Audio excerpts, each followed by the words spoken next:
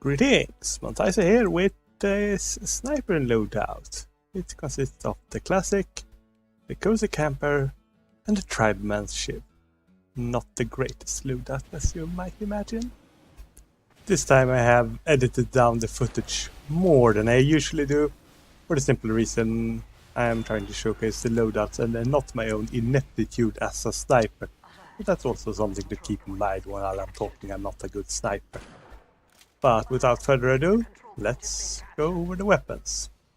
First, our primary, the classic. What does it do? On a fully charged shot, it makes people explode. And really, that's pretty amazing. Do I really need to say more about this weapon? Well, I do, because that's not all it does. The main draw of this weapon is the fact that your charge is independent of your zoom, so you can zoom in and out from wherever you want, but you can just charge the weapon without zooming in. So you charge the weapon by just holding down your fire button and you fire and you release it, which can take some time getting used to. So all in all, apart from the fact that you can make no-scope headshots, the main use of this is in order to maintain situational awareness. You can, wherever you are, you can have a charge shot ready, full charge shot ready, while actually keeping an eye on your surroundings. And that's a really good thing. Otherwise, spies and scouts can more easily sneak up on you. But, well, this one, if you're paying attention, you can more easily deal with that. With either a headshot or a fully charged body shot, it would kill them. Pretty nice. Obviously there will be some drawbacks coupled with an advantage that big, so well, here they are. First of all, reduced damage on body shots.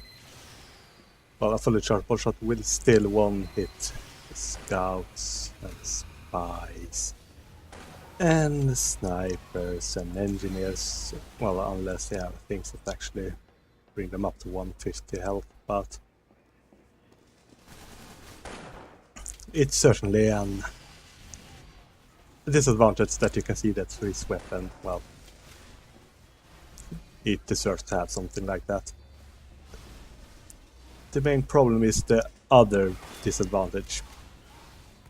In order to actually get that nice critical damage on a headshot, you need to be fully charged. Otherwise, a headshot will simply just do, well, normal damage. You don't get that damage penalty, but you don't get the crit damage. And really, that's the main reason why they are going for a headshot most of the time. Not to do the same damage as another sniper with the stock would do on a body shot. So, yeah, you may see the problem here. Generally, fully charged shot is something you use when you are dealing with overhealed heavies and stuff like that. Many people that you're going to shoot at are not going to be overhealed heavies. So, yeah. It also means that enemy snipers can be a problem, although you can actually jump while charging your shot. And if you have charged your shot and you don't want to fire, you can jump and release the fire button while you are in the air, because then you won't shoot. Something I didn't use at all because I did not think about it.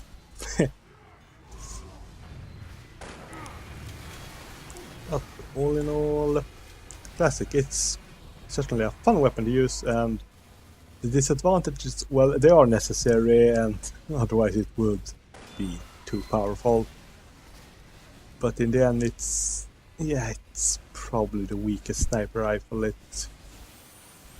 doesn't really have any really niche either. Well, some people generally seem to say that it's an alternative to the Huntsman if you want to be more closer to the front, and while actually using a rifle instead of firing arrows and trying to predict where enemies will be and getting and missing people because they moved in unpredictable ways, and sometimes hitting people that you weren't really aiming at because they ran into your arrow.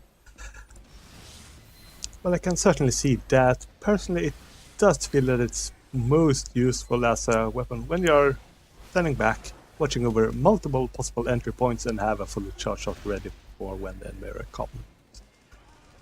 So, but really, don't take my word for it, as I'm not really a great sniper at this, but yeah, that's mainly why I'm using a classic in the group, because this is the worst loadout, and well, even the people that actually use it, I have not seen anyone try to claim that it's actually good, because people who use it generally seem to use it because they find it fun, and that it is. But one can't really argue that it's good. As a secondary, I went with the Cozy Camper.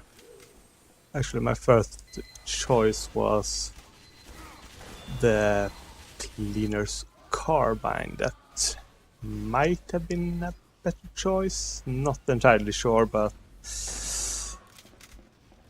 the Cozy Camper has some regrettable synergies with this weapon, but really there isn't.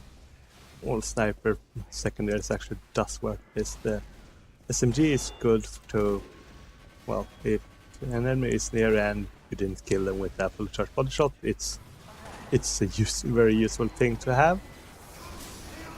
The Jarate, it's always useful.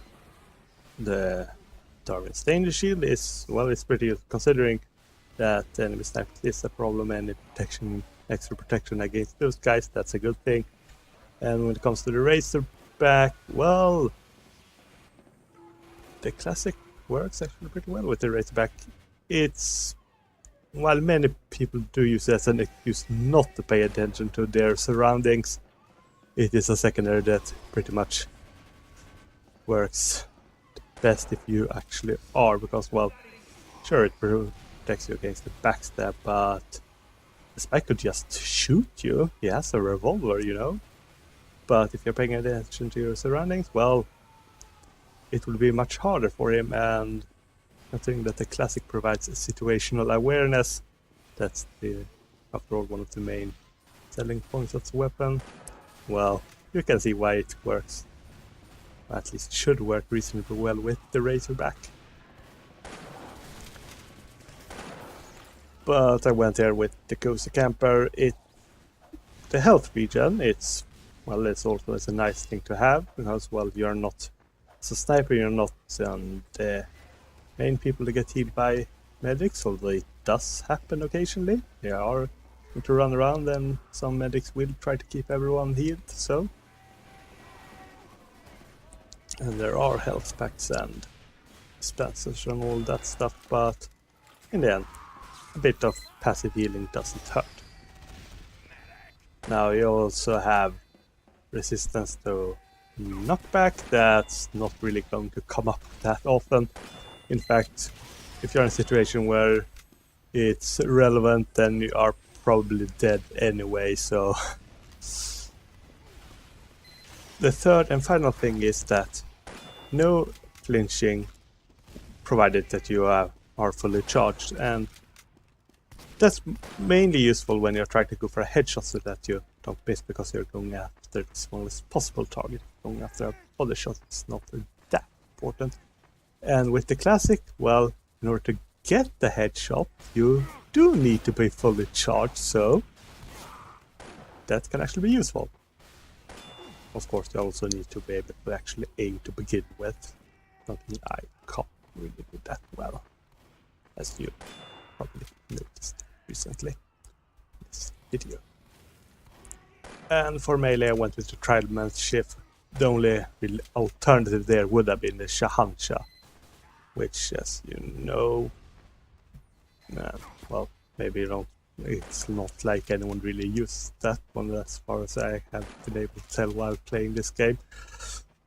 It does less damage when you are over half health, so in the situation you want to be in, it deals less damage. If you are below half health, it will deal more damage. So the situation you don't want to be in, but that may very well be the situation you are in when you actually use your melee weapon. So, but as a sniper, when you're using melee weapon, you're probably going to hope for a random crit more than anything else.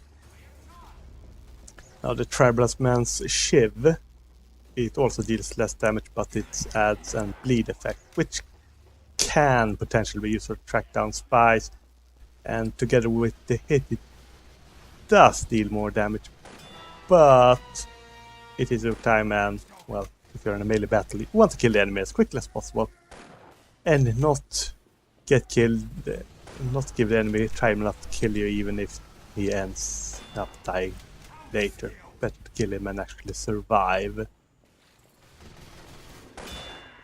But yeah, that's pretty much my reasoning for these. So there are certainly primary in the secondary and melee slot that I'm not entirely sure about, but leave your comments if you wish. And I hope you enjoyed this, and I'll see you next time. Goodbye!